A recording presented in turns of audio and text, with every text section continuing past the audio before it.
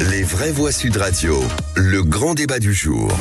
Nous ne sommes pas n'importe quel pays. Le discours de politique générale, il a été déjà prononcé par le président de la République il y a 10 jours. Je n'en attends pas grand-chose parce que Gabriel Attal n'est ni plus ni moins qu'un mini Emmanuel Macron. Ça en dit long sur le degré d'autonomie dont dispose le Premier ministre aujourd'hui. Il va nous faire certainement le coup des promesses, de la fermeté, de l'écoute, de la co-construction. La France n'a jamais été, n'est pas, ne sera jamais une nation qui subit, ni hier, ni aujourd'hui, ni demain.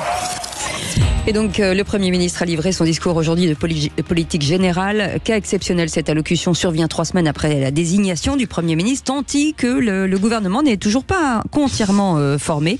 Restent quelques inconnus, par exemple le ministre des Transports, du Logement et certains ministres délégués, Philippe. Oui, alors d'où cette question. Est-ce que Gabriel Attal a réussi son examen de passage devant les députés? Est-ce qu'il aurait dû demander la confiance? Au moins pour une question de panache.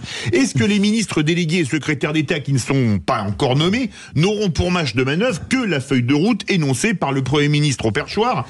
Que d'autres questions, faire une déclaration de politique générale alors qu'on ne connaît pas l'ensemble du gouvernement, ça ne changera rien pour 55% d'entre vous et c'est choquant pour 31%.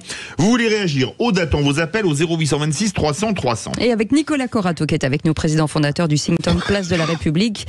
Bienvenue Nicolas Corato. Philippe Bilger, est-ce que certains nous disent que ça changera rien à 55% de ne pas avoir un gouvernement totalement complet?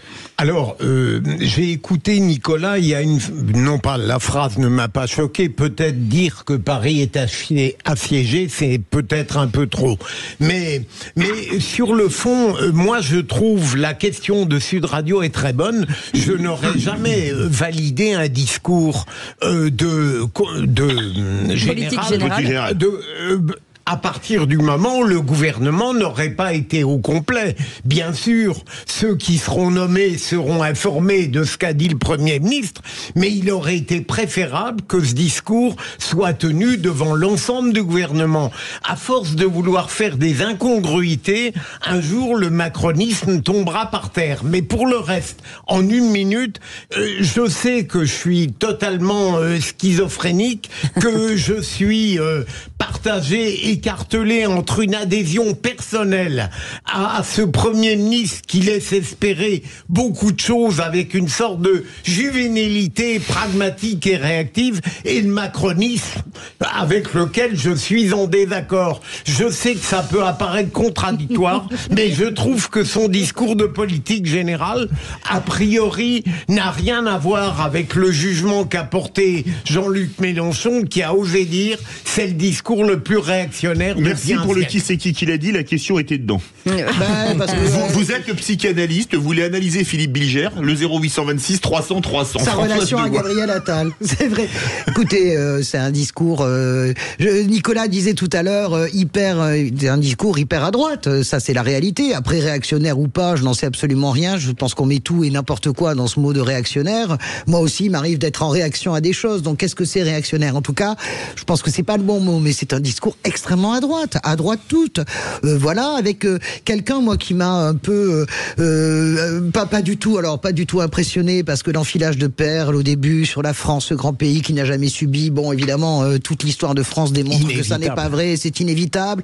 Il y a un passage obligé. Moi, je pense qu'on était au paroxysme, si vous voulez, de la folie de la Ve République, où vous avez Gabriel Attal qui va faire son discours de politique générale, et 5 minutes avant, dans l'écran, vous voyez Emmanuel Macron qui apparaît et qui répond en direct sur la question de la crise agricole. Donc voilà, il y a quelque chose qui en mode, voilà, le patron c'est moi.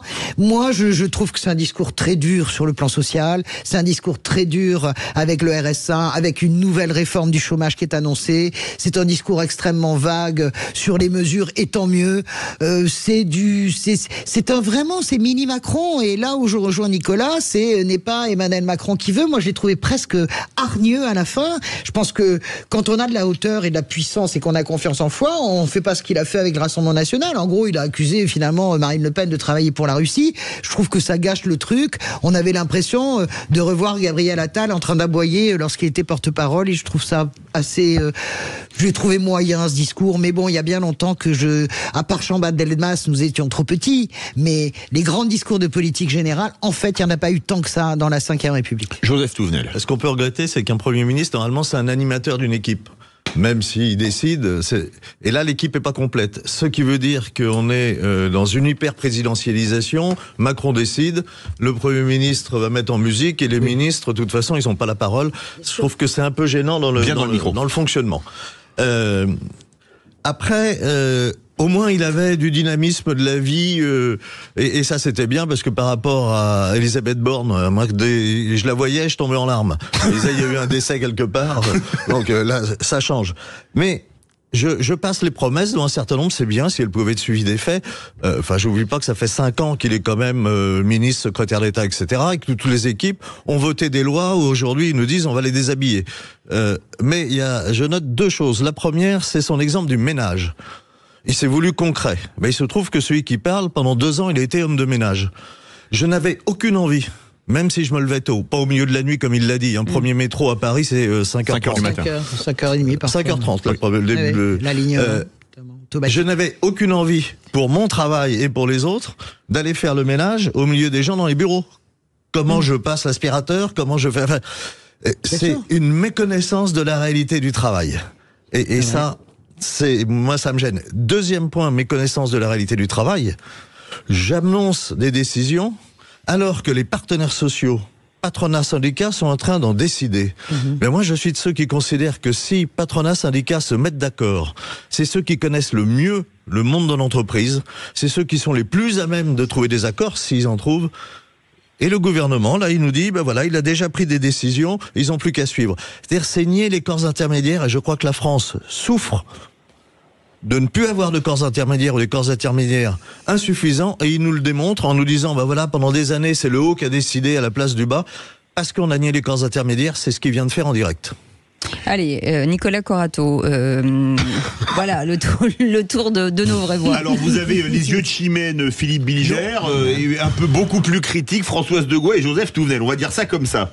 Oui, peut-être pour répondre à Philippe Bilger sur le fait que j'ai parlé d'une capitale assiégée, c'était avec des guillemets, je reprenais simplement l'expression peut-être hasardeuse et un peu inquiétante d'ailleurs du président de la FNSEA. Oui, c'est Rousseau qui a dit ça, c'est pas Nicolas.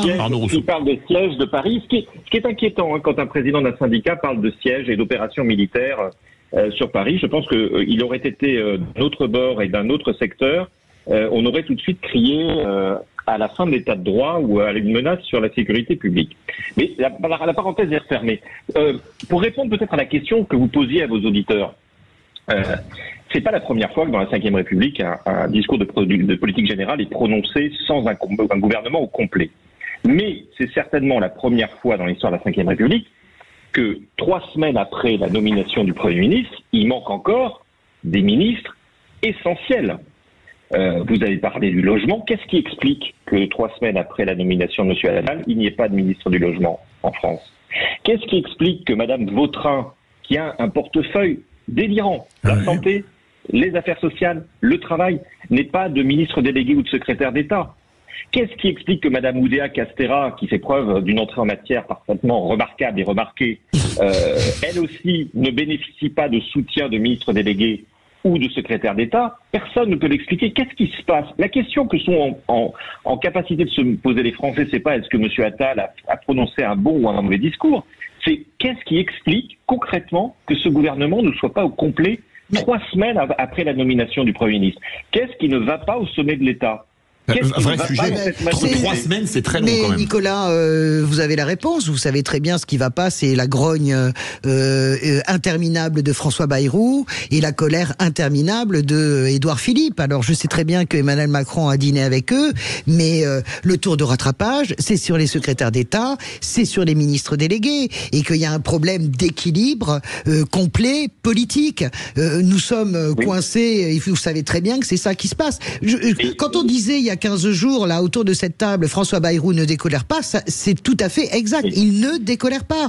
Et la menace de porter une liste, la menace de ne pas voter parce que sans Bayrou, alors là, il n'y a plus de majorité Macron, c'est terminé, eh bien, et sans Horizon, elle est réelle. Et donc, ça n'est pas suffisant, et je pense que Bayrou et Édouard Philippe font monter les enchères. Je pense que Macron veut pas qu'on lui torde le bras, il a horreur de ça, et voilà pourquoi ça traîne. C'est de la politique aérie au plus haut niveau. C'est mon explication. Oui, mais François, c'est inquiétant parce qu'on avait jusqu'à présent une majorité relative qui avait du mal à gouverner. on l'a vu, Oui. en tout cas en dehors du 49-3. On a maintenant une majorité relative qui est en risque d'implosion, effectivement, entre un hémisphère droit, un hémisphère du centre et un hémisphère de gauche. Ça fait 3 hémisphères, il y en a peut-être un de trop d'ailleurs. Mais on voit bien qu'aujourd'hui, Emmanuel Macron a du mal à garder sa propre majorité dans un schéma classique. Et vous faisiez remarquer effectivement la tonalité très à droite du discours de politique générale de Monsieur Attal, c'est le cas. Je crois que ça fait longtemps qu'on n'avait pas entendu un discours de politique générale aussi à droite. Même du temps des premiers ministres de Nicolas Sarkozy, il y avait toujours un peu plus de social qui traînait. Et je pense que le pôle de gauche, l'hémisphère gauche de la majorité présidentielle, qui est traumatisé par la loi immigration et qui a été sanctionné dans le dernier gouvernement, dans le remaniement, va devoir se poser des questions existentielles. Est-ce que c'est encore normal, classique, que des gens comme Monsieur Houllier ou Monsieur Beaune restent sur cette ligne politique qui est une ligne extrêmement libérale, extrêmement à droite. Allez, 0826 300 300 avec Christophe qui nous appelle du Val d'Oise. Christophe, une réaction?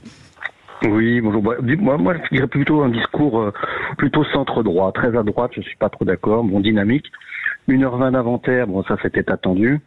Alors il le prononce 3 semaines après sa mise en place. Certes, il y a des ministres délégués et des secrétaires d'État qui ne sont pas nommés, mais au moins ils auront l'avantage de connaître la feuille de route. Ils ont de l'humour, nos auditeurs. Ça sera déjà un bon point. Et bravo à ce petit sursaut patriote qui m'a beaucoup touché en rappelant l'héritage laissé par nos anciens. En réaction, Philippe Bilger, vous dites que c'est plutôt un discours de centre-droit ou un discours très à droite. Vous êtes plutôt Nicolas Corato ou plutôt Christophe? Je vais être très basique, je veux dire, sans avoir écouté l'intégralité du discours. Tout de même, il m'a semblé qu'aucune des mesures annoncées, en effet, si elles sont réalisées, Joseph, je vous rejoins totalement, il n'y en a aucune qui offense le bon sens. Je veux dire...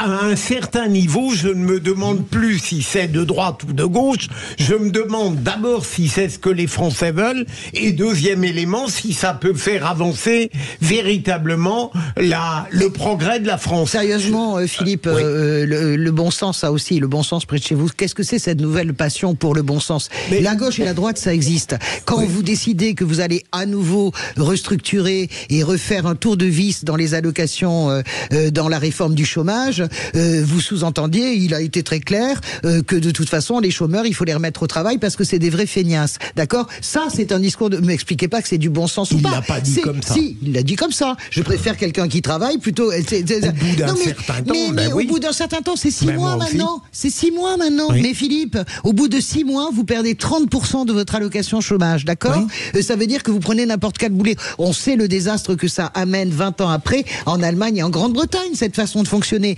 Quand il nous parle de j'en ai marre de la smicardisation, mais qui a smicardisé ce pays? Jamais il y a eu autant de smicards. Philippe David le disait l'autre jour dans un billet. 17% de smicards dans ce pays. 7 ans de gouvernement d'Emmanuel Macron. Quand vous faites du travail quasiment gratuit avec le RSA et les 15 heures, vous m'expliquez que c'est le bon sens. Mais il n'est pas en charge. Mais il y a une différence entre la gauche et la droite, Philippe. Donc l'idée de le bon sens, je ne suis pas d'accord avec vous. C'est totalement à droite. Vous parlez au nom d'une conception de la société, bien sûr, qui n'est pas supérieure à la mienne. Mais je suis d'accord, mais c'est pour ça qu'on peut débattre. Voilà. Mais vous êtes de droite et je suis de gauche. Voilà. Joseph Tournel, une question de bon sens. Joseph Tournel qui connaît la casquette patron et la casquette syndicaliste. C'est très à droite, c'est centre-droit, c'est quoi? Non, mais à votre différence, visiblement, moi, avant de parler de droite et gauche, j'aimerais qu'on me dise aujourd'hui ce qu'est la droite, quelles sont les valeurs de droite, quelles sont les valeurs de gauche.